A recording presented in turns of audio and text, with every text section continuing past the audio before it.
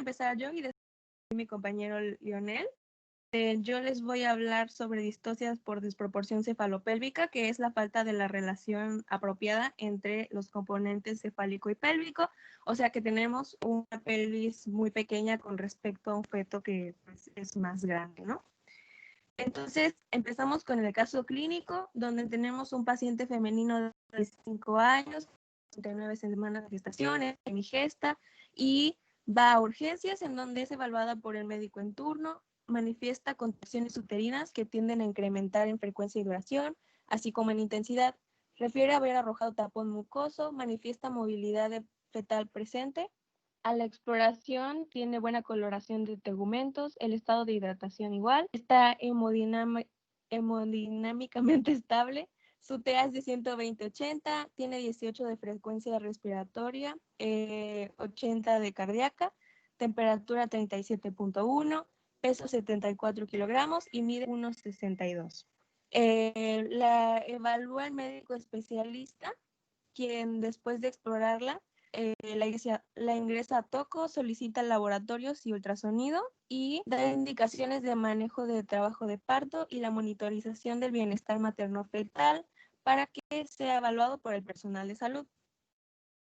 Entonces, a su llegada se aprecia una buena condición de la paciente, tiene contracciones regulares, la frecuencia cardíaca fetal es de 146 por minuto rítmica, al tacto vaginal se evalúa la pelvis, la cual se califica como de diámetro 5 centímetros de dilatación, 90% de borramiento y el amnios está íntegro. ¿No se está viendo el caso clínico? No oí la pelvis. Tiene diámetros útiles, tiene 5 centímetros de dilatación, 90% de borramiento y el amnios está íntegro. ¿No se está viendo la pantalla entonces? Pues nada más vemos el tema, distocia por proporción, pero es la primera, no sé si alguien ahí ya está. Pues no sé si Lionel puedo mandarte la presentación y tú puedes proyectarla porque algo está pasando con mi dispositivo que no está proyectando bien las cosas. Parte, ahí ya dice, durante su estancia se maneja por 5 horas alcanzando una dilatación de 15 centímetros. Okay. Bueno. Si quieres me la puedes mandar y la proyecto. Bueno, ya te la mando, ¿va? Para no cerrar todo y... Ok.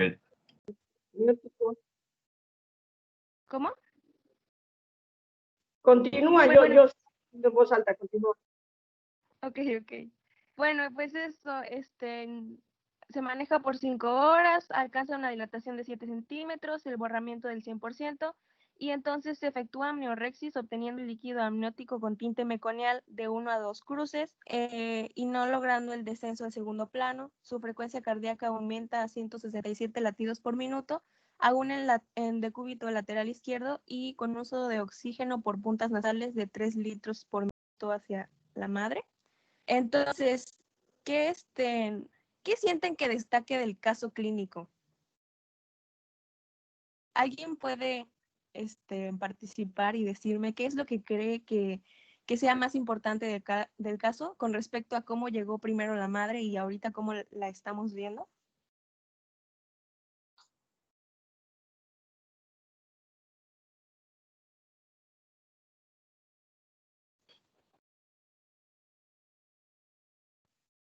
Pregúntale, Salva. La anterior diapositiva no la vi, Alba. Soy Esteban. Pero la leyó. ¿Escuchaste el caso clínico? No se vio. Aquí está, más o menos voy a llegar. Tenía pues tenía una buena condición, contracciones regulares, su frecuencia cardíaca fetal era de 146, 5 centímetros de dilatación, y ya después de 5 horas tiene una dilatación de 7 y el borramiento del 100%, tiene tinte meconial en el líquido amniótico, la frecuencia cardíaca fetal aumenta a 167 latidos por minuto. Pues, por lo que veo... ¿Verdad? Sí, Esteban. Pues por lo que veo es la dilatación que tuvo, esos 2 centímetros que tuvieron en 5 horas, Ujú. es demasiado. Creo que empezaría con su fase activa ya está prolongada y no hubo descenso del feto. Bueno, y también su frecuencia aumentó, pero está un poquito por arriba de los del marco normal. Ujú. Entonces, prácticamente, o sea, es muy bien. Tenemos un caso en donde pues las contracciones uterinas al principio pues sí eran adecuadas y pasaron muchas horas y pues no está teniendo un descenso adecuado. Pues También si vemos que hay sufrimiento fetal más o menos por el tinte meconial y la frecuencia cardíaca pues ya está un poco por arriba. ¿Sí iba a decir algo, doctora? sí, continúa y ahorita te hago las aclaraciones. Continúa.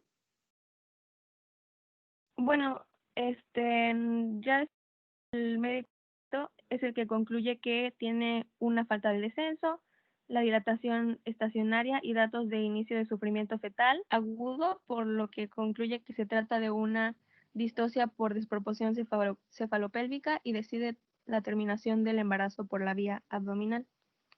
Ok. Aquí hay algo bien importante. No puedes evaluar el descenso porque tú no dijiste en dónde estaba al inicio. Dijiste pelvis útil, tantos centímetros, apneus íntegro. Ok. ¿Ok? Obviamente la amniorexis era en ese momento, porque había que evaluar varias cosas. El líquido y ya tiene 5 centímetros. Si tú te tardas más tiempo, puedes tener el riesgo de un prolapso de un miembro pélvico, porque no sabíamos si estaba encajado, si estaba abocado. Nunca nos dijiste en qué plano cuando llegó. Ok, sí.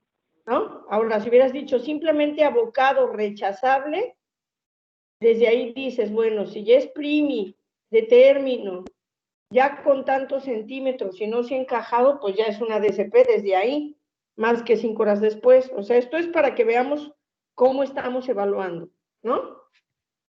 Ok, Ok. sí. 5 horas está haciendo una fase lenta, pero no de detención, porque de 5 a 7 sí se salió de la curva, obviamente, pero avanzó 2 centímetros. Es 1 por hora, debería de haber llegado a 8, algo está pasando, sí, claro. ¿Ok? Ujú. Sí. De no saber en qué posición estaba a llegar a segundo plano, porque dijiste segundo plano, ¿no? Sí. Ya está bien abajo, ya ni encajado, ya está en segundo plano. Obviamente hacen su amniorexis y encuentran su amniotomía y encuentran el tinte meconial. Hoy día ya no se utiliza la palabra sufrimiento fetal agudo desde el punto de vista obstétrico. Pediatría todavía lo utiliza. ¿Qué es el meconio y qué representaría un tinte meconial?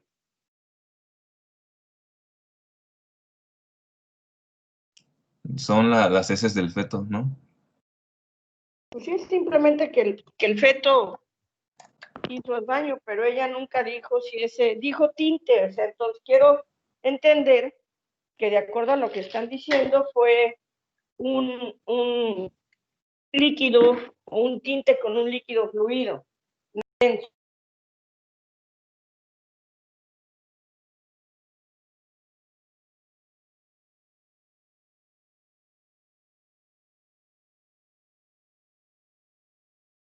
Hola, ¿me escuchan?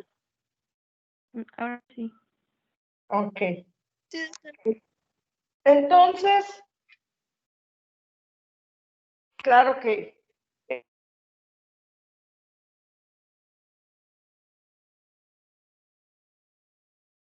Hola.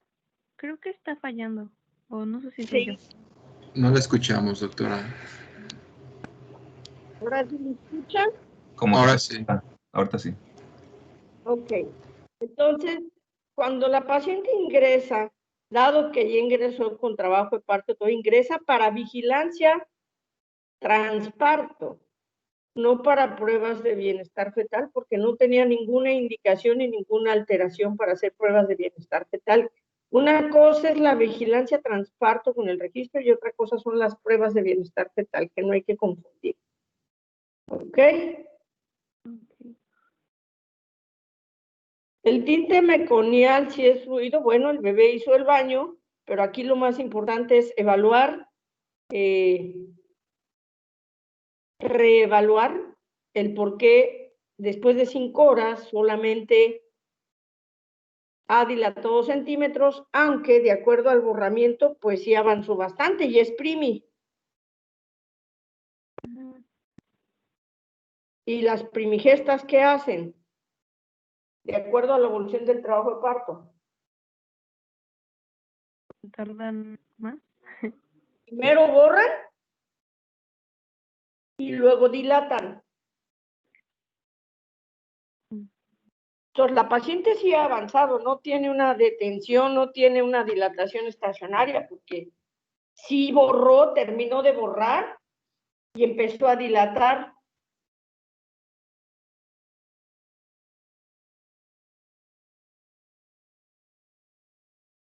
Y de no saber en dónde estaba, llegó a segundo plano. Pero vamos a suponer que estaba encajado, que estaba abocado y ahorita está en segundo plano y que no borró al 100, que de lo que tenía borró un 10% más. Entonces está siendo lento y hay un tinte meconial. Es una alerta. Ahí sí está indicado hacer pruebas de bienestar fetal. No es un sufrimiento fetal, es una taquicardia leve. Okay.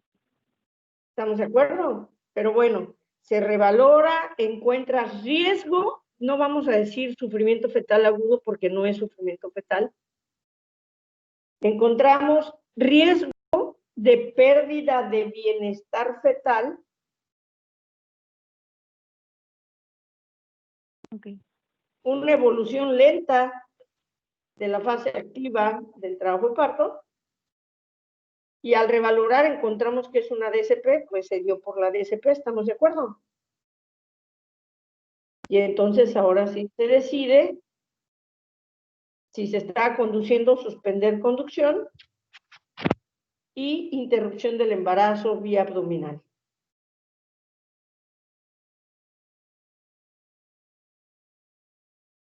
¿Vale? Sí, doctora. Vicky, bien, continúa. Doctora, yo este mismo caso lo voy a utilizar para ejemplificar lo de las disdinamias dinámicas. ¿Lo hago ahorita o lo dejo para cuando yo exponga? No, cuando te toque, porque tú tendrás que hablar de características. Ella cuando habló nada más dijo contracciones regulares de duración e intensidad, no nos dio datos. Entonces tú nos hablarás de datos y a lo mejor ahí podremos entender qué pasó. Ok. Cuando hablamos de distocias de contracción, vamos a ver que puede haber de muchos tipos y dependerá de la alteración, dependerá de muchas situaciones fisiológicas y otras que puedan, sobre todo que tengan que ver con intercambio hidroelectrolítico, que puedan alterar concentraciones y manejo de calcio que alteren la contracción, además del manejo que le demos a la ritmicidad y repetición de esas contracciones. Entonces, puedes utilizar el mismo caso, nada más que vas a tener que darnos algunas otras características para que se pueda aplicar al hecho de la alteración por contracción. Ok. No te preocupes, si no te quedó claro y dices cómo lo hago, ahorita yo te ayudo, no te preocupes. Sí, no me quedó claro, gracias. Muy bien. Estuve buscando, pero no encontraba un caso tal cual que mostrara. Yo les del principio, si tienen alguna duda, me avisan y yo les explico cómo construirlos. La idea es que puedan hacerlo.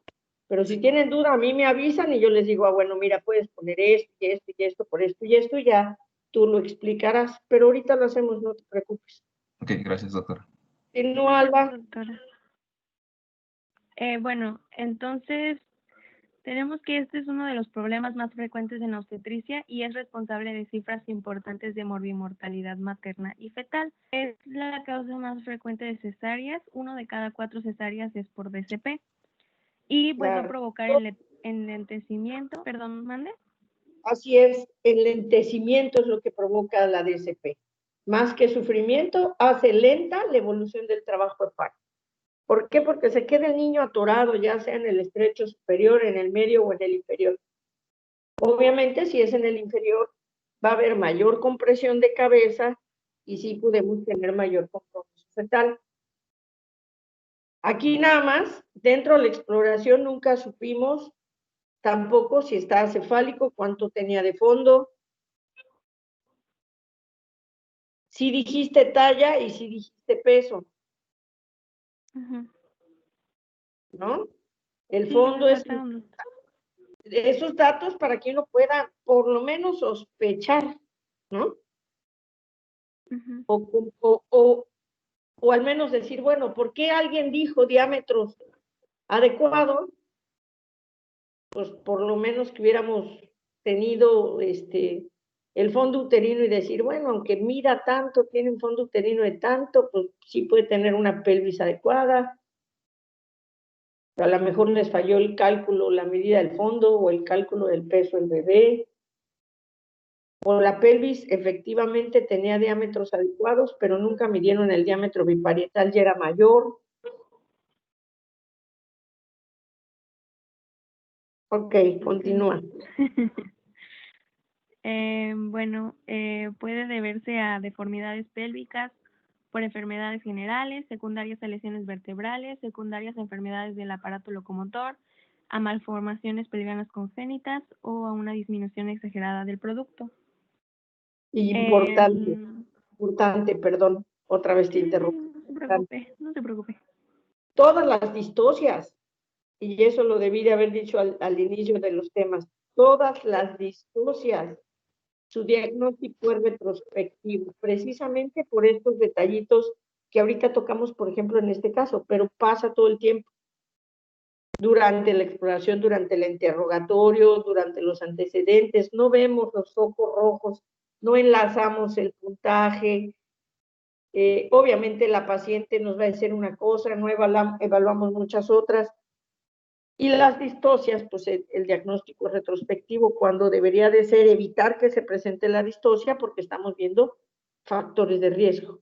Y eso es a lo que nos tenemos que abocar mucho para que no lleguen las pacientes ya con distocias presentes que ponen en mayor riesgo a la mamá y al bebé. Pero eso es cierto, la gran mayoría son diagnósticos retrospectivos. Es cuando ya se detuvo, ya decido cesárea y ya pongo que fue por una distocia, cuando debería en realidad evitar que se presente la distocia. Adelante.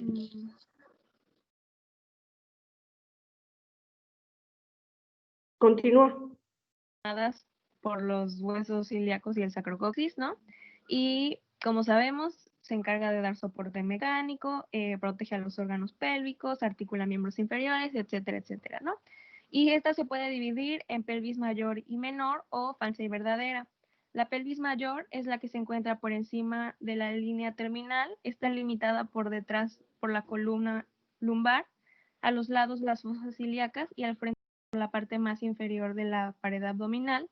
Y la pelvis menor o verdadera está por debajo de la línea terminal, limitada por detrás por el sacro, a los lados por la cara interna del isquion, al frente por el hueso púbico y las ramas ascendentes del isquion. También tenemos una división que vamos a hablar más adelante, los planos. Isquion. Isquion. ¿Cómo? Isquion.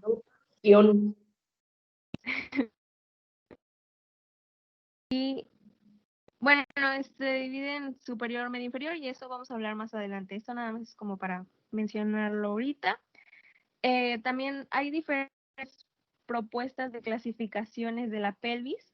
una de las más usadas es la anatómica, según Cadway y Molloy, en donde se describen 4 tipos de pelvis en la mujer. Está la pelvis ginecoide, que es la ideal para el parto. Es la más común, el 50% la presenta y tiene un muy buen pronóstico. El mejor de todos los pronósticos, de las formas de la pelvis para el pronóstico del parto. Y se caracteriza por tener un diámetro anteroposterior similar al transverso. El sacro está en posición normal, las paredes laterales son rectas, las espinas son no prominentes, el ángulo subpúbico es abierto y el sagital posterior es algo más pequeño que el anterior. La anteroide es la segunda más frecuente, el 30% la presenta y también tiene un buen pronóstico, aunque no es el mejor de todos. Se caracteriza por un diámetro anteroposterior mayor que el transverso, el sacro es largo y recto dirigido hacia atrás, las paredes laterales son algo convergentes, las espinas ciáticas son poco, el ángulo subpúbico es algo estrecho y el sagital posterior es más pequeño que el anterior. La androide, que es poco común, el 15% la presenta, tiene un mal pronóstico y se caracteriza por tener el diámetro anteroposterior algo menor que el transverso. Creo que no se está viendo las diapos. No, te estamos oyendo nada más a ti. Solo te quedaste en pelvis.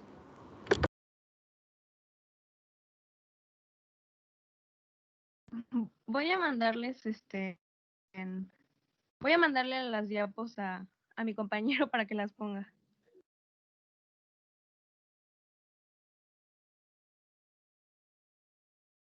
Bueno, entonces aquí lo más importante es que nosotros nos vamos a abocar siempre a la pelvis verdadera o a la pelvis inferior, y la clasificación que da su compañera dentro de las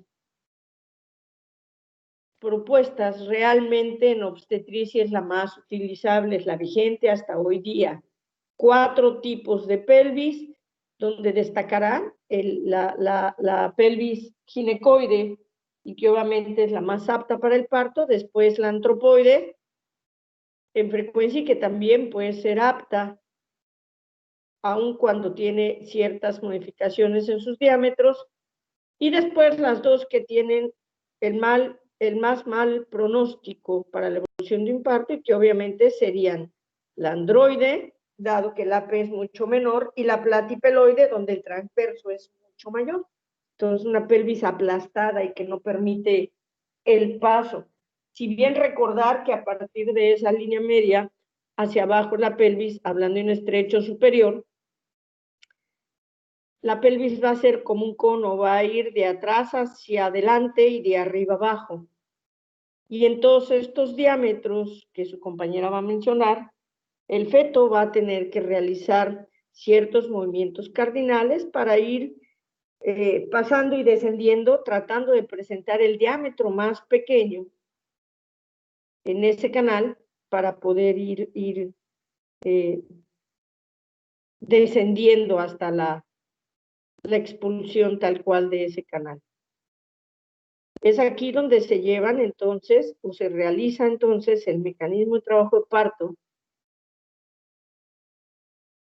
¿Qué señales, qué es lo que indica, son movimientos realmente que el feto sigue de acuerdo a su situación y posición, y que nosotros lo único que hacemos es vigilarlos? Si no los vigilamos mal, digo bien, hacemos una maniobra mal y entonces sí podemos tener un parto distósico. De ahí que les he mencionado que el 50% de los partos se distocian por maniobras médicas. Entonces es de alguna manera un procedimiento a ciegas, pero que tenemos que tener todo el conocimiento para poderlo evaluar y detectar cualquier tipo de problema durante su evolución.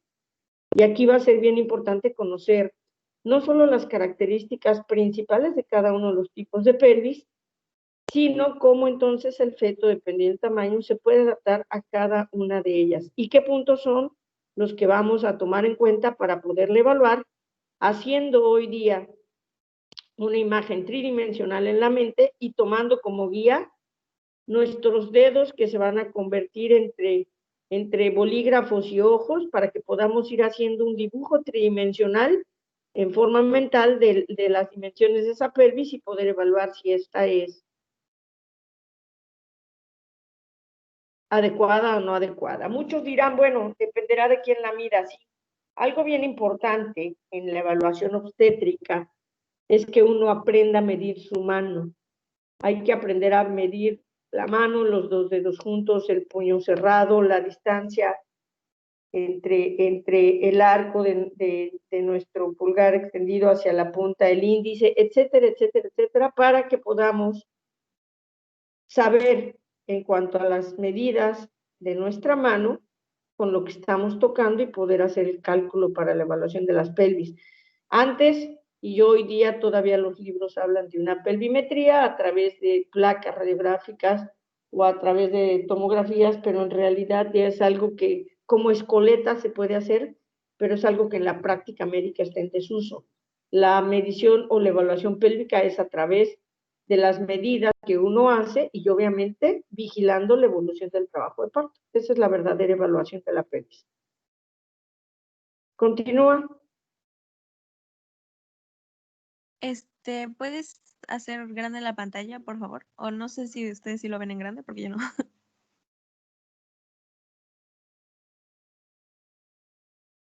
Y vete hasta la diapositiva en la que se quedó Alba. Ajá, en pelvis androide.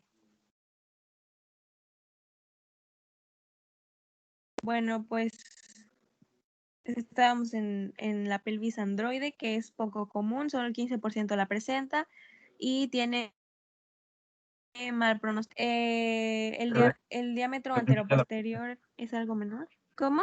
¿Sí se ve? Sí, Se nada ve más, como... por favor, pon la presentación en pantalla completa. Sí, ya la Ajá, había no puesto, se pero ve. creo que no se veía. A ver, la voy a intentar poner otra vez.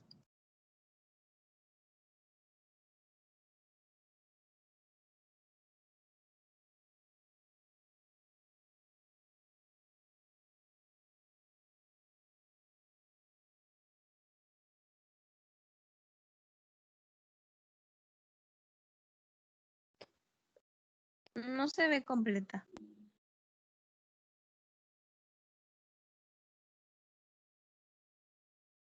Yo sí la pongo en completa ya donde ve en modo presentación, pero la pueden ver, no sé por qué. Mm, No No sé. sé, porque tienes el primer icono abajo activado. Ajá. Sí, pero ya le puse aquí donde debe ir o sea, en el tercer icono, pero yo sí lo veo en grande, pero ustedes no. Por eso, pero quita el primero, vuélvele a dar, a ver si ya. ¿No? No, yo creo que es Teams. El que está fallando. no sé qué. A ver.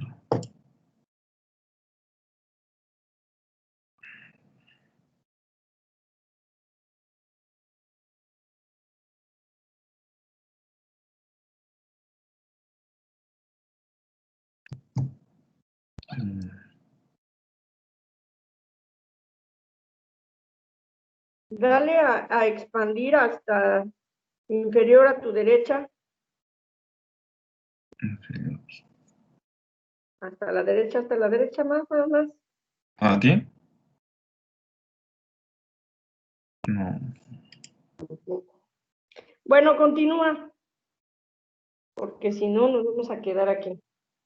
Bueno, en la pelvis androide, como ya dije, es poco común, tiene mal pronóstico para el parto y pues tiene un diámetro anteroposterior menor que el transverso.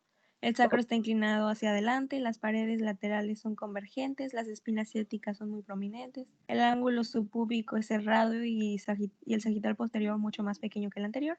Y luego el siguiente, que es el último, la pelvis platipeloide o plana, que es la más rara de todas. Solo el 5% la presenta y tiene mal pronóstico para el parto.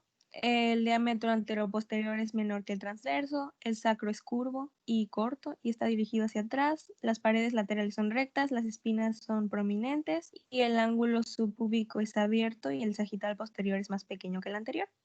Y pues a menudo hay combinación de varios tipos de pelvis, pero lo más importante es que cualquier disminución de los diámetros, independientemente del tipo de pelvis, puede causar distocia pélvica. En la siguiente, por favor. Por lo que con respecto al trabajo de parto, va a tener más importancia los diámetros pélvicos en 3 planos, que es el superior, medio e inferior, que es lo que habíamos mencionado hace rato, en donde el estrecho superior está limitado por detrás del promontorio y las alas del sacro, a los lados por la línea terminal y al frente por el pubis. El estrecho medio está limitado hacia atrás por la curvatura del sacro, a los lados por la cara interna del isquion y hacia adelante por el borde inferior del pubis. Y el estrecho inferior está formado por 2 áreas triangulares que comparten una base común, que es la línea que une las 2 tuberosidades isquiáticas. Aquí igual, Entonces, igual aquí agregar que la parte del estrecho medio también le evalúas tomando en cuenta la espina ciática. hola.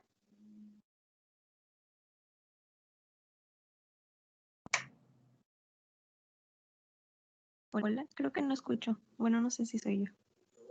¿Me escucharon todos? Sí, que ¿me escuchan? Sí. El estrecho Sí, medio pero- se evalúa igual con las espinas ciáticas del isquion. Ok. En la siguiente diapositiva tenemos conceptos sobre los diámetros. Está Regrésate, los espérame, diámetros. Ah, regrésate. Ok, aquí vean ese estrecho inferior que está marcando, obviamente, las tuberosidades isquiáticas, pero vean el arco que forma el ángulo púbico. ¿Sí ven que es como una campanita? No sé si tiene el control, puede señalar. Ujú. El ángulo púbico ¿no? Ah, no, abajo. Eso nunca lo vas a evaluar. Abajo. Ahí. Esto es como una campanita. En ese espacio que está señalando su compañero con el cursor, normalmente cuando ustedes hacen un tacto y tocan ese ángulo en ese borde inferior, caben 2 de sus dedos y al tratar de moverlos de manera lateral, llegan a la curva de la parte superior de esa campana. Y ese ángulo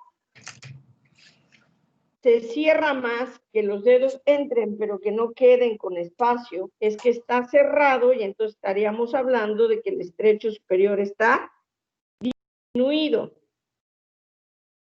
Entonces estaríamos quizás ante una antropoide, pero si ese ángulo está abierto, plano, no tanto plano, pero sí más abierto, significa que la pelvis es platipeloide. ¿Sí? Sí. Entonces, importante también recordar que no solamente es su puño cerrado, de lado a lado evalúa el inferior, esas tuberosidades isquiáticas. Ustedes recargan sobre la parte vulvar la mano y tu mano, su puño cerrado, tiene que entrar entre las tuberosidades, obviamente midiéndolos. Generalmente entre 8 y 9 para que pueda por ahí evaluar el paso de un producto con un diámetro biparietal no mayor de 92, 94. Y evaluar ese estrecho, pero hay que medir nuestra mano, porque a veces si nuestra mano es muy gigante, podemos pensar que es una pelvis no apta y lo que pasa es que nuestra mano es muy grande. De ahí la importancia de medir la mano. Continúa. Bueno, Están los conceptos de los diámetros conjugados, en donde el diámetro conjugado verdadero es la distancia que hay entre el promontorio sacro y el borde superior de la sínfisis púbica. El obstétrico es la distancia entre el promontorio sacro y el sitio más cercano de la cara posterior de la sínfisis púbica. Y el conjugado diagonal es la distancia entre el promontorio sacro y el borde inferior de la sínfisis del pubis. Entonces, sigue. Solo iba a decir que según leí, el diámetro obstétrico se puede calcular restando 1.5 a 2 centímetros más o menos el diámetro conjugado diagonal. Y esto es precisamente porque cuando tú haces un tacto, tienes que restarle a esa medida el grosor de la sínfisis púbica para que te dé el obstétrico, porque tú el que puedes medir en realidad ni el obstétrico, tú mides el conjugado diagonal. ¿Estamos de acuerdo? Sí. Entonces, espérenme, ¿me ven ahí? Sí. Ok. Para medir precisamente o evaluar ese diámetro, ustedes cuando hacen un tacto ponen su mano así, ¿ok? Entonces lo que tienen que medir es de este borde hacia la punta de su dedo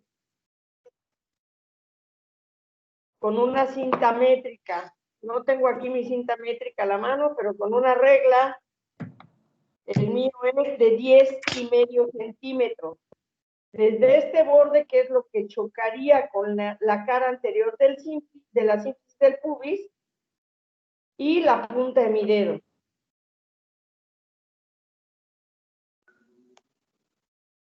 ¿Ok? En mi caso, mi mano es pequeña, entonces si yo toco con esta parte el borde de la sínfisis y con la punta de mi dedo no toco el promontorio, estoy hablando que mi mano está midiendo 11.5, ¿qué les dije? 10.5, bueno, casi 11, más bien 11 centímetros. Si le quito 1,5, me quedarían 9 centímetros, entonces me está diciendo 9,5, me está diciendo que es una pelvis útil. Si yo llegase a tocar con la punta de mi dedo el promontorio y mide 11 y le quito 1,5, a lo mejor ya es una pelvis estrecha. Y si quiero medir el obstétrico y le quito 2 centímetros por la curvatura posterior que hace esa sínfisis en la cara posterior, estaríamos hablando casi de 8.5. Entonces ya hablamos de una pelvis estrecha en ese diámetro. ¿Qué diámetro estamos evaluando ahí? El obstétrico, ¿no? ¿Qué estrecho? No, ¿qué diámetro? El diámetro medio sería, creo. ¿El estrecho inferior? No, si estoy hablando de la sínfisis. Dijimos que la pelvis verdadera era ¿de dónde? De la línea hacia abajo, y la parte anterior la limitaba la sínfisis del pubis. ¿Qué estrecho estoy evaluando? ¿Es el estrecho superior, doctora? Claro, el estrecho superior. Sí, el estrecho superior. Desde ahí ya sé si ese niño, si ese bebé, si ese producto va a entrar o no va a entrar a ese canal pélvico.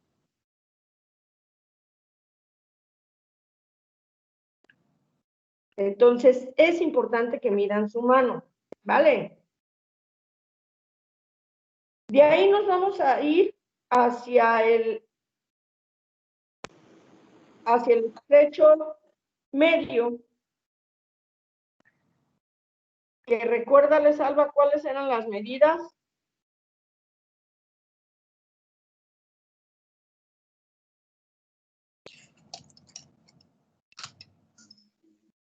¿Me escuchan? ¿Sí? Perdón, ¿pueden repetirlo? Que me hables del estrecho medio. las referencias del estrecho medio? Pues, a los lados estaba la cara interna del isquion y por delante el borde inferior del pubis, ¿Ok? por la curvatura del sacro. Y yo le agregué que les dije que también es importante para evaluar el estrecho inferior. Sí, las espinas ciáticas. Medio, sí. Las espinas ciáticas, ok. ¿Cuánto debe de medir o cuánto mide generalmente entonces este diámetro anteroposterior?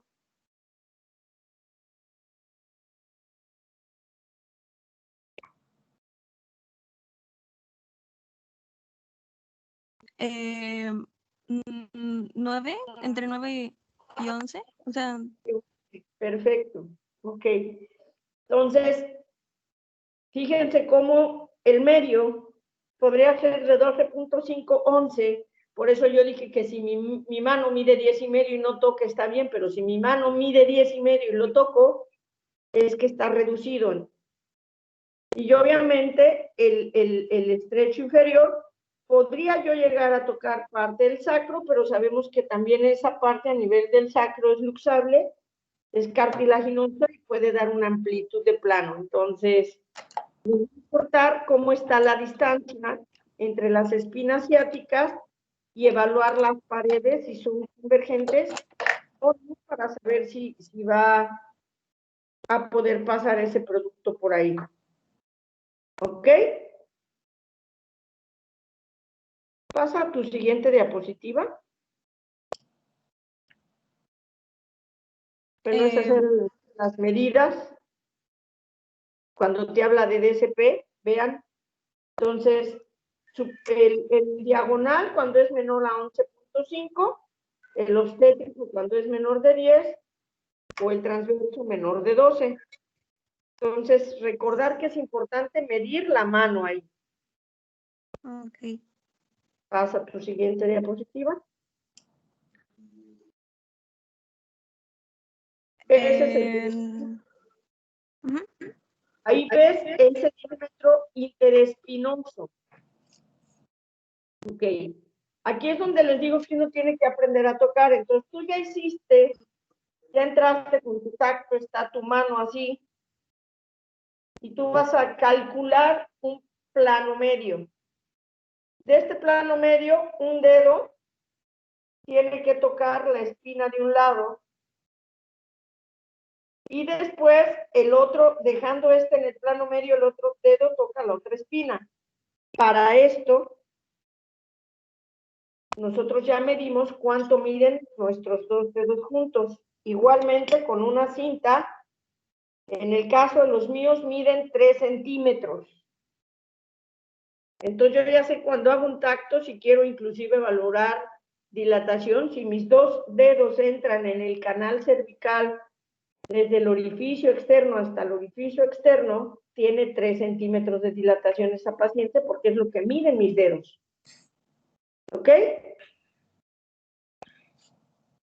Ok.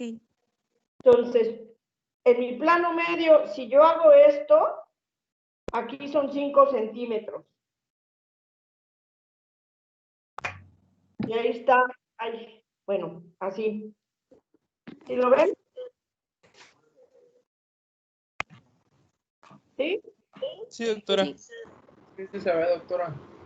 Y esto mismo, entonces, si ya medí 5 para un lado y ahora mido los otros, vuelven a ser 5 centímetros.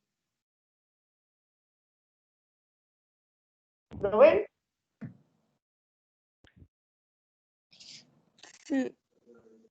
¿Cómo es que lo sé? Bueno, porque ya medí y todo el tiempo estoy tocando. Entonces yo ya sé que tengo 3, 4, 5, 6, 7, 9, 10. Ahí son 10 centímetros. Véanlo.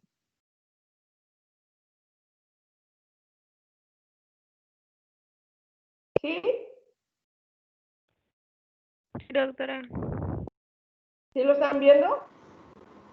Sí, sí se ve, doctora. Pues para que vean que uno ya aprende calcular de acuerdo a la dimensión de su mano cuántos centímetros tiene. Esto no es adivinar ni... Yo ya conozco las medidas de mi mano y yo ya sé cada vez que puedo separar mis dedos hasta dónde son 10 centímetros. Entonces, así es como se evalúa el diámetro interespinoso. Y obviamente, si este es menor a 10, lo vamos a considerar una pelvis estrecha, porque al ser menor de 10, en el esquema que tienen de ese diámetro interespinoso, imagínense, menor a 10 es que se están juntando las espinas. Entonces hace, si las espinas fueran esta parte de mi mano y la pelvis debiera estar así y hace esto, vean cómo se reduce este estrecho. De aquí, de una mano a la otra mano, ¿sí ven? En vez de estar así, está así. Entonces cierra ese plano medio y pues no va a pasar por ahí ese producto. Continúa. Puedes poner, ajá, muy bien. Pues ya en resumen de la estrechez del plano medio, que esta es la más común, es origina distocias pélvicas. Como ya dijo la doctora, menor a 10 centímetros el diámetro interespinoso se considera de esta forma, o también cuando la suma del diámetro interespinoso y el sagital posterior es igual o menor a 13.5 centímetros y pues va a producir la detención persistente del descenso y de la rotación en una variedad posterior o transversa. En la siguiente diapositiva vemos la estrechez del plano inferior. No sé si ¿Ya la está cargando, conmigo no está cargando. ¿La ven los demás? Sí, es el plano, el diámetro interespinoso. No, El inferior. Bueno, Dice estrechez del plano inferior. sí. esta es, generalmente se asocia a estenosis del estrecho medio y se debe sospechar cuando las espinas ciáticas son prominentes, o sea que hay disminución del diámetro transverso. También cuando el sacro está inclinado hacia adelante, el diámetro anteroposterior del estrecho inferior es corto, o hay disminución entre las tuberosidades isquiáticas, o sea, menor a 8 centímetros. Y sí, Las espinas ciáticas evalúan la parte inferior del plano medio, pero también el borde superior del plano inferior. okay. Entonces yo nunca hablé de prominentes, yo solamente hablé que a partir de ellas, si las paredes se cierran, son convergentes, se cierran y se cierra ese estrecho medio. Pero si las paredes están normales, pero esta espina es prominente, me reduce el estrecho inferior. Sí, sí. Entonces no solamente las toco, sino veo su prominencia, evalúo su prominencia, ¿de acuerdo? Ok, sí. Y bueno, ya en la siguiente, cualquier alteración del... Espérame, antes ¿Cómo? de eso, Sí. antes de, deja esta diapositiva. Y la otra manera de evaluar este diámetro de las tuberosidades es que ustedes midan de aquí a aquí su puño. Entonces, el mío mide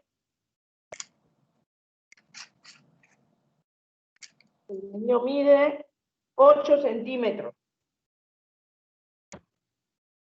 Significa que dice que si es menor a 8, es igual a una DCP. Entonces, mi mano, cuando yo hago una evaluación y la recargo sobre la parte de la vulva a nivel del introito, las tuberosidades isquiáticas están en esta parte lateral. Si yo viera en otro corte esta pelvis, como cuando le señalaran el ángulo subpúbico, y entonces yo al hacer esto, mi mano tiene que entrar entre esas tuberosidades, no debe de chocar, porque mi mano mide 8 centímetros. Entonces, si no choca, es que eso es mayor a 8. ¿Sí? Si mi mano choca, es que es una DSP. ¿Estamos de acuerdo? Ahora, si mi mano fuera mayor, ustedes ya con la dimensión mayor deben de dimensionar en el momento que choca cuánto está reduciendo para decir, bueno, si mi mano mide 11 centímetros y choca, pero es apenas que roce con estas velocidades, a lo mejor le quito 1 centímetro y es de 10, está adecuado. Pero si mi mano mide 11 y choca y toca la cara lateral de mis 2 nudillos internos del dedo medio y anular, o tomando el índice y el anular, pues es una DSP también, porque estaríamos hablando de 8 o menos centímetros. ¿Sí está quedando claro? Sí, doctora. Sí, doctora, pero eso es para el diámetro interespinoso, ¿no? No, las tuberosidades isquiáticas. Ok, para las curiosidades, ok. Parte más externa. Ya que hiciste el tacto, quitas tu mano y con tu puño cerrado te recargas sobre el área vulvar y ahí lo evalúas. Obviamente esto tendrían que estarlo viendo para que se pueda evaluar y que lo puedan ver. Digo, no pueden ir ahorita al hospital, pero vamos a buscar, voy a buscar algunos videos para que vean la evaluación de la pelvis de una manera didáctica. Gracias, doctora. Bueno, sí, continúo. Cualquier alteración de los componentes de la pelvis va a repercutir en la forma, en los diámetros y la inclinación de la pelvis. Entonces, esto puede ser por distintas causas como fracturas, debilidad muscular, no sé, acortamiento de los miembros inferiores, amputaciones, etc. Y estas van a favorecer una desigualdad en los diámetros oblicuos del estrecho superior si es mayor a 1 centímetro. Y esto va a dificultar el descenso, el encajamiento y rotación de la presentación. Son poco frecuentes, el 6% de todas las anomalías pélvicas. Las deformaciones más frecuentes son la luxación congénita de la cadera, la pelvis coxálgica y la pelvis de la parálisis infantil. ¿Puedes poner la siguiente, por favor? Ya. En cuanto a las fracturas pélvicas, la causa más común son los accidentes de tránsito. La consolidación puede afectar la capacidad de la pelvis e impedir el parto vaginal. Se cura más o menos en 8 a 12 semanas y si es una fractura reciente va a ser cesárea. En las fracturas del sacro y hueso ilíaco, estas son más graves. Y la siguiente, por favor. Sí, ya la cambié. Ok. En cuanto a las complicaciones del parto, pues tenemos que puede haber rotura prematura de las membranas porque hay un aumento de la presión durante la contracción. Y también puede haber infección amniótica, alteraciones de la dinámica uterina como hipodinamia. Puede llevar a retraso de la dilatación, presentaciones anormales de cara, frente o nalgas, causar situaciones transversas, prolapso del cordón, lesiones intracraneales fetales por moldeamiento extremo, causar compresión de la vejiga y distensión del canal blando del parto, y causar anillo de Van, que es un engrosamiento en forma anular del útero. Más que engrosamiento, se forma un anillo que se retrae. Inclusive este es el riesgo, por ejemplo, de un anillo de Van que te puede atrapar la cabeza en una presentación pélvica. Bueno. Eso ya es una disdinamia, ¿no? O sea, según es mi tema, ya eso entendí. O sea, se puede presentar puede causarla porque pasa primero por una hipodinamia al ser una DSP, causa alteración mecánica de la contracción, y no solo mecánica, sino después de tanta evolución va a haber alteraciones en el intercambio hidroelectrolítico y de ciertos iones necesarios de los que tienes que hablar, y puede provocar finalmente un anillo de Van. Y el anillo de Van inclusive puede llevar hasta una ruptura uterina. Entonces, estas alteraciones estas complicaciones, se pueden presentar por el hecho de no hacer un diagnóstico temprano y adecuado de una desproporción cefalopélvica. Ya sea, en este caso, está hablando de la pelvis y es expensas de la mamá, pero también puede haber una desproporción cefalopélvica a expensas del bebé. Y las complicaciones van a ser compartidas en la gran mayoría de las distocias. Porque obviamente al haber una ruptura, si es de mucho tiempo de exposición, puede haber una infección amniótica, pero además esa ruptura prematura de membranas puede provocar una alteración en la dinámica uterina, pero además esa ruptura puede provocar, si es de manera súbita, que haya un prolapso de cordón, un prolapso de alguno de los, un miembro torácico, o si viene pélvico, de un miembro pélvico.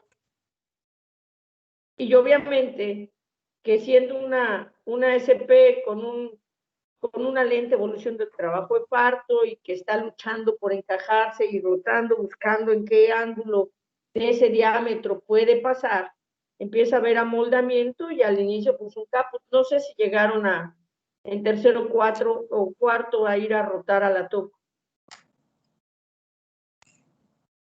o vieron algún parto. Sí. Y a veces nacen con un chipote, un chuchuluco los pacientes, un caput por amoldamiento, que puede llegar a ser pequeño y es normal, pero llega a haber tal amoldamiento tan extremo que da una lesión, y esto es por el hecho de no haber evaluado una DSP.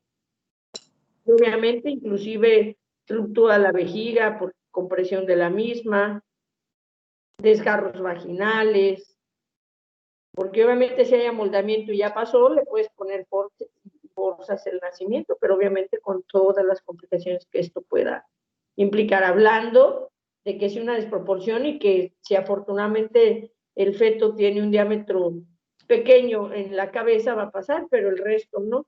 De ahí la importancia de evaluar no las dimensiones de la pelvis, sino las dimensiones fetales, para ver que no sea una DSP expensas o de una o de otra.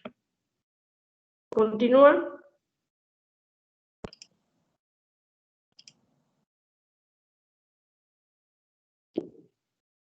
Perdón, no estaba mi micrófono. En la siguiente diapositiva vemos el diagnóstico. Como en todo, las historias clínicas completas son necesarias. No se ve. Ok, ya.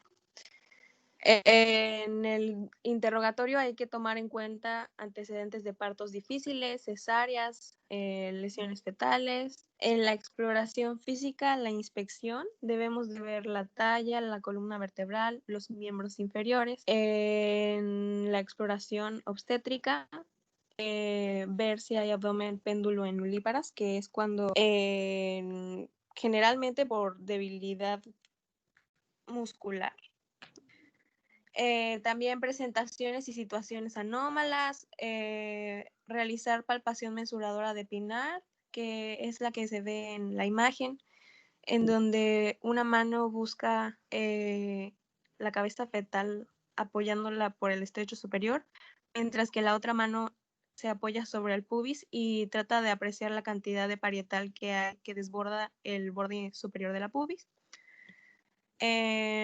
También, si le pones siguiente, se va a ver el tacto impresor de Müller-Hills, que si es negativo se sospecha de DSP, que se realiza el peloteo.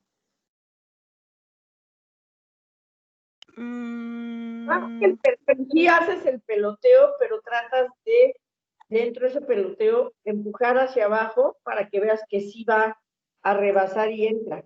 Y a la hora que tú haces eso, tocando el pubis, empujas y no entra y choca la cabeza, es que es una DSP. Ok, sí. Y bueno, también en la siguiente diapositiva vemos la pelvimetría.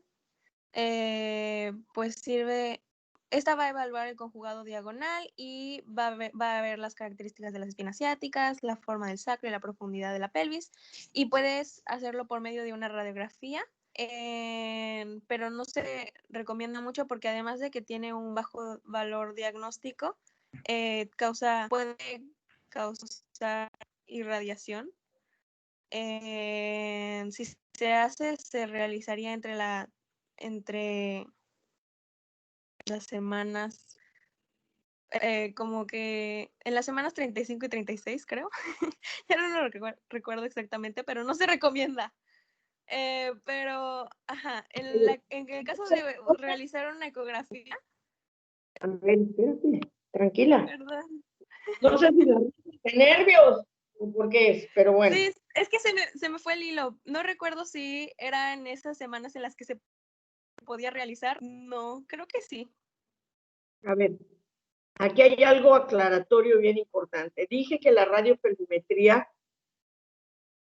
sí, digo, de alguna manera por conocimiento se puede practicar, no es la que más me puedo evaluar una DSP realmente, su valor de evaluación pronóstica no es tan alto. Sí tenemos los huesos ahí a disposición para medir, de manera educativa es bueno. Hoy día, con los nuevos aparatos de rayos X, realmente la radiación o la cantidad de RAS que puede uno aplicar realmente no afectarían, ni siquiera en un primer trimestre.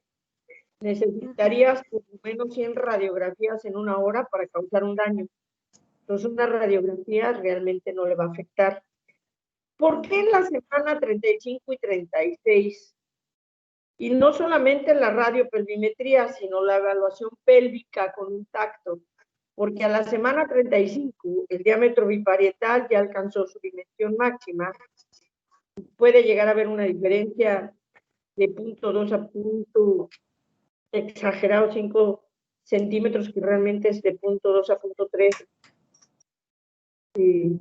milímetros de diferencia en el sentido, ya no rebasa más el crecimiento para poder evaluar tamaño de cabeza fetal contra diámetro pélvico. Si lo haces antes, pues va a ser muy pequeño, entonces te dicen, ¿puede ser parto? Pues, y mides al bebé, pues claro que va a ser parto, porque sigue siendo muy pequeño. Entonces uno mide a esas semanas, porque ya es cuando la dimensión fetal alcanzó su máximo crecimiento, y ahora sí puedes hablar de si hay o no una DSP. Ok, ya. Por eso se hace en esa semana. Y obviamente el siguiente es una ecografía que debe de evaluar sobre todo diámetro biparietal, la circunferencia de la cabeza y el peso del producto, que va a ser importante. Puede ser un diámetro con circunferencia adecuado, pero si el peso es mayor, pues el riesgo ya no es la salida de la cabeza, sino una distocia de hombro. La TAC, aunque tenga gran exactitud, porque obviamente es en todas las formas que se utiliza determinar dimensión y extensión de lo que estamos estudiando, en este caso el feto, en el caso de los tumores, los tamaños tumorales y lo que esté comprometiendo. Si no me hacen un ataque por un tumor de ovario o por un traumatismo craneoencefálico en una embarazada, ¿ustedes creen que me van a hacer, o una ataque me la tardan para una eclampsia, ¿ustedes creen que me van a hacer un ataque para valorar una DSP? Entonces no es algo que nosotros tengamos a la mano. Y menos una resonancia, perdón.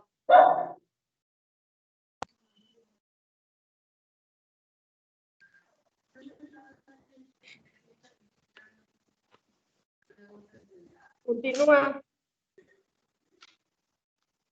Bueno, ya por último, si tenemos una estenosis pélvica absoluta, que es un conjugado obstétrico mayor a 9 centímetros, va a ser al término de la gestación. Pues era por mi parte. Con respecto a la conducta de qué hacer en la cefalopélvica, pues ya solo queda la cesárea, según yo. No sé si quiere añadir otra cosa. Había leído algo con respecto de del parto, una prueba de parto o algo así, doctora. Eso le iba a preguntar, pero no me quedó claro si se realizan otras pruebas. Ok. Aquí una cesárea por una DSP no es una cesárea electiva. Acuérdate que electiva es, por ejemplo, en el caso del virus del papiloma, cuando no está activo, ahí está presente, no está activo, el riesgo de infección en realidad es menos del 0.01%, pero existe. Entonces tú le dices a la señora, y ella te dice, no, si existe, aunque sea ese poquito riesgo, mejor opéreme, porque claro que si el niño se infecta, para ella va a representar el 100%. En ese caso, si es una electiva. Pero en el caso de una DSP no puede ser electiva, porque si es DSP no van a ser. Entonces es una indicación absoluta. ¿En qué casos? ¿En qué casos puede ser electiva o en qué casos puedes hacer una prueba de trabajo de parto? Cuando tenemos una pelvis con diámetros o sea, limítrofe. Mides la cabeza del bebé y dices, bueno, es que los diámetros no están tan reducidos, a lo mejor sí, entonces, ¿qué haces? Pues una prueba. Le provocas trabajo de parto y evalúas su evolución. Como en el caso de tu paciente, dijeron diámetros adecuados. Y literal, pues fue como una prueba de trabajo de parto, porque entró, tuvo actividad, pasó, y al no avanzar, se decidió una cesárea.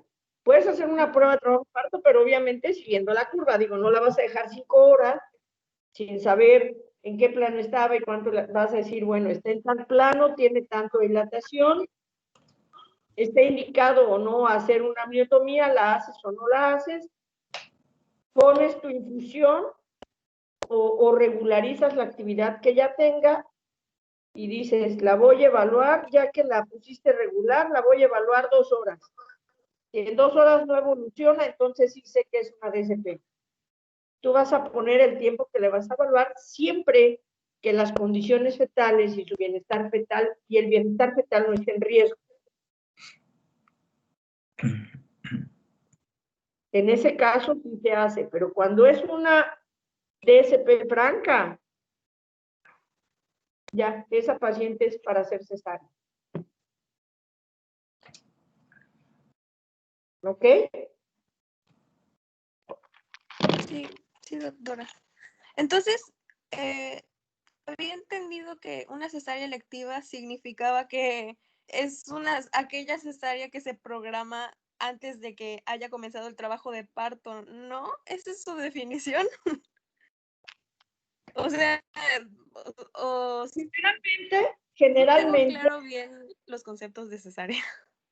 Generalmente, la cesárea electiva es aquella, electiva es de elección que se elige cuando tienes una indicación no absoluta de cesárea. Virus del papiloma es una indicación no absoluta, es una indicación relativa. Tú platicas riesgo-beneficio con la paciente y eligen que sea cesárea. Y obviamente, cuando tú eliges una cesárea, pues le eliges a las 38, 39 semanas, o 40, o le dices, señora, en cuanto apenas empiece a tener contracciones o prodrómica, la opera. A eso se refiere con electiva. ¿Sí me explico? Ok, sí, doctora. Sí, gracias. Pues yo puedo dejar que llegue a los pródromos de trabajo de parto. No tiene que ver con el trabajo de parto, ¿por qué? Porque es diferente. Una DSP ¿Puedo dejar que llegue a ser prodrómica también? Sí, prodrómica nada más, no a que tenga trabajo de parto, porque voy a estresar al bebé y no va a pasar, pero sí pródromos. ¿Por qué? Porque estas pequeñas acciones que no dilatan me forman segmento. Cuando su compañero hable ahorita de alteraciones de la contracción, le pedí que nos hablara de la fisiología y nos va a hablar de eso. Entonces, al formarse el segmento, tengo un mejor abordaje quirúrgico y minimizo el riesgo de mayor hemorragia. Entonces, el que haya un segmento es bueno. Puedo permitir pródromos. Obviamente es diferente la cesárea electiva que yo elegí a la cesárea que tuvo que ser resolutiva porque se presentó una distosia. Ahora sí quedó claro. Sí, gracias, doctora, perdón. Te da un montón de risa, Alba. No, es que yo me doy risa yo misma. No, está bien, también digo, es que cada quien tiene una manera de desahogar los nervios. Bueno, pues esa era mi parte de la presentación. Sigue mi compañero Leonel. ¿Alguien más? ¿Dudas? ¿Preguntas? Doctora, yo tengo una duda. Dime. Soy Elsa. ¿Hay alguna forma de evaluar o predecir si antes del embarazo va a tener algún problema la mujer de desproporción? De desproporciones que tú miras, o sea, tú vas, bueno, si la paciente mide 1,90 y ya tiene un fondo de 32 y tiene un diámetro biparietal de 98,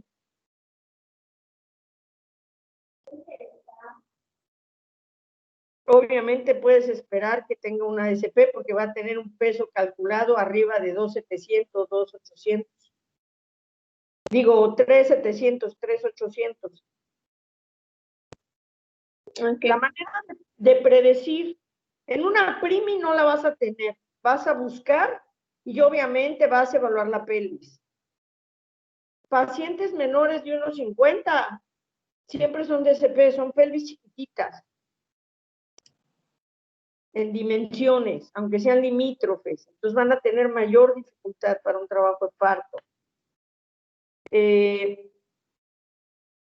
Las adolescentes, aunque sean adolescentes altas, con pelvis adecuadas, el ser adolescente significa madurez reproductiva, pero no del todo madurez orgánica. Entonces, normalmente, en algunas ocasiones, algunos estrechos están disminuidos. Entonces, la forma de predecir, en el caso de las primis, insisto, no, y lo haces de acuerdo a su evolución y características de dimensiones pélvicas y fetales. Pero pacientes multigestas, era lo que mencionaba tu compañera, hay que evaluar los partos anteriores si tuvieron alguna dificultad. No, sí fue parto, pero me hicieron una episiotomía amplia, forceps, o se tardó mucho y estuvo días hospitalizado, que sucedió, o si llegué a 8, a 10, pero ya no bajó, se detuvo, ya no pudo nacer, lo tuvieron que sacar por cesárea, ese es otro. Entonces vas poniendo puntitos, vas teniendo focos rojos que te dicen partos difíciles, se tardó mucho, dilatación estacionaria. ¿Sí me explico? Son antecedentes y obviamente preguntar los hijos anteriores cuánto pesaron y si fueron por parto. Y entonces ya empiezas tú a evaluar cuántos puntos a favor o en contra como antecedente factor de riesgo puede tener para poder sospechar siquiera o pensar la probabilidad de una desproporción cefalopélvica. Ok, gracias, doctora. ¿A qué hora tienen clase hoy? A las 12. Ok, son 11:50. No nos va a dar tiempo en 10 minutos. y tienen 10 minutos para estirar sus piernas, tomar agua o algo. Lo vamos a dejar aquí, mañana continuamos. Nuestro examen se recorrió para el 30 de noviembre, ¿verdad? Sí, doctora. Sí, doctora. Porque nos da tiempo para poder terminar. En caso de que ustedes quisieran alguno de los días que tengamos clase por la tarde, sería a las 4 de la tarde. Que tuviéramos en la mañana y en la tarde, sería a las 4. Nada más me avisan, por favor, y con mucho gusto lo podemos hacer para que, si creen que no terminamos o quieran mayor tranquilidad, tiempo para estudiar, no hay ningún problema. ¿Sí? Sí, Sí, doctora. Nosotros le Sí, avisamos. doctora, muchas gracias. Doctora. ¿Ya ninguna duda ni pregunta? Sí, doctora, Yo sí, me dijo- doctora, rápido. Entonces, el diámetro anteposterior que nosotros medimos es el diagonal, ¿no? Ajá. Y de ahí restamos. Para el conjugado obstétrico Ajá. es 1 o 1.5 centímetros y con eso lo sacamos. Para el otro conjugado, ¿cuánto tenemos que restar o cómo se calcula ese? Ese no lo... El diagonal lo mides tú. El Sí. obstétrico disminuyes 1.5 y el otro le quitas 2 centímetros totales. Ah, ok. Y Gracias, doctora. cálculo va a ser obviamente exacto porque tú no puedes tocar el borde interno, la pared interna posterior de la sínfisis del pubis. Ok, doctora, muchas gracias. Doctora, tengo una duda. Lo que me dijo hace rato de que tengo que hablar de las alteraciones hidroeléctricas, de la contracción hidroeléctricas, ¿era respecto al calcio y al magnesio? ¿O Muchas otras condiciones que pueden, hay una tablita que explica qué condiciones pueden alterar. bueno, es que en el libro de González y el de Williams no encontré. ¿Me puedes sugerir alguna o lo busco nada más? ¿Dónde no? ¿Sí? Mande. ¿No lo encontraste ahí? Bueno, en el apartado de distocias dinámicas no me aparecían. Según yo sí está ahí. Pero bueno, mándame un mensajito, ahorita lo busco y si encuentro el cuadrito le tomo la foto y te lo mando. Ok, doctora. Gracias. ¿Alguien más?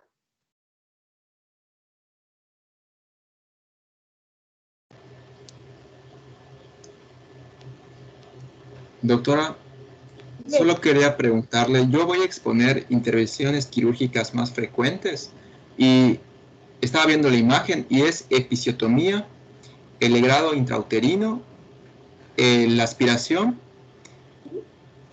y cesárea y OTB. Son todas, ¿verdad? Sí. Ok. ¿La de legrado se combina con la de aspiración? Aquí Porque es bien importante, qué bueno que haces la pregunta. Finalmente, los dos son un tipo de intervención, de interrupción. La mecánica de cómo se hacen es distinta. Mientras que una se hace por aspiración, por eso se llama AMEU, aspiración manual endouterina, a través de una jeringa, y AMEU por el equipo, porque es una jeringa. Realmente la aspiración se hace desde hace muchos años, pero antes se hacía con frascos y un aspirador literal al vacío. Hoy día se hizo el instrumento que es esta jeringa para poder hacer la aspiración manual. Y el legrado, la palabra LUIC, es porque es legrado instrumental, ¿no? Legrado uterino instrumental complementario, ¿sí?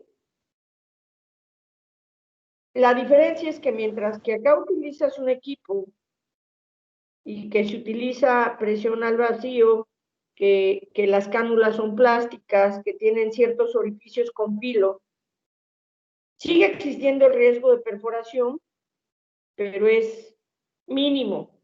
Si no lo utilizas adecuadamente, sí puede llegarse a dar, aunque realmente las puntas son romas, hay mayor seguridad, y en algunos casos dicen que se descarta la perforación, pero siempre es importante mencionar que existe el riesgo, aunque sea mínimo.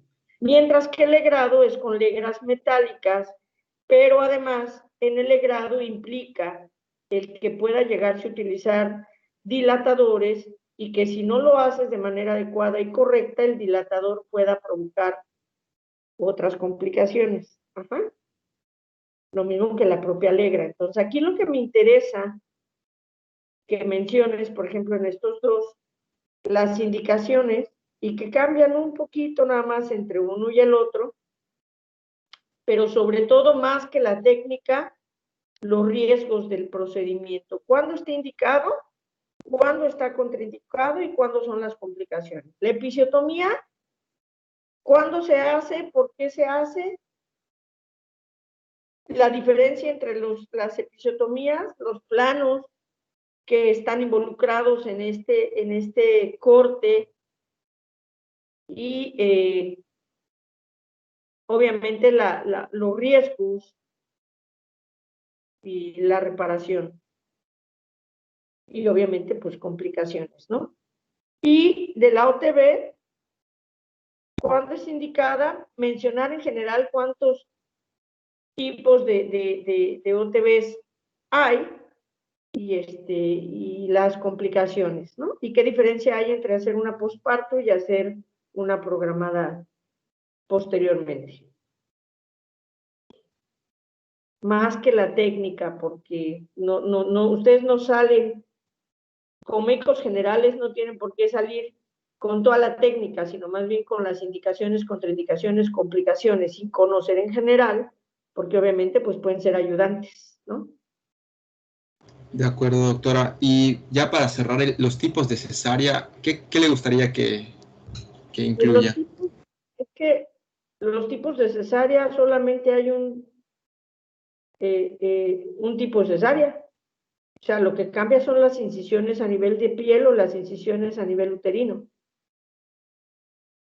Ok, doctora, muchas gracias.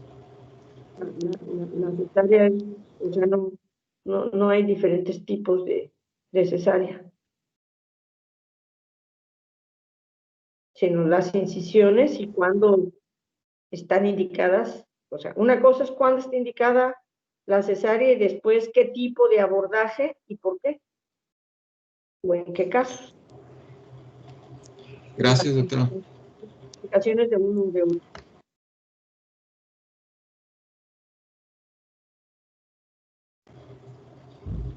Por ahí, creo que está la presentación, y si no, la busco y te la envío. La revisas, es una presentación que yo hice, la revisas y lo que te sirva lo utilizas, lo mejoras, lo complementas, o si te sirve todo, simplemente lees para que lo puedas presentar. De acuerdo, doctora, lo voy a revisar. Muchas gracias. ¿Alguien más?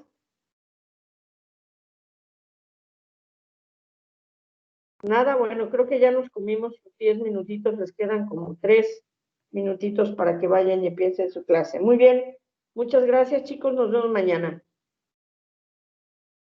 Muchas gracias, doctora. Gracias, doctora. Hasta mañana. Bye, mañana.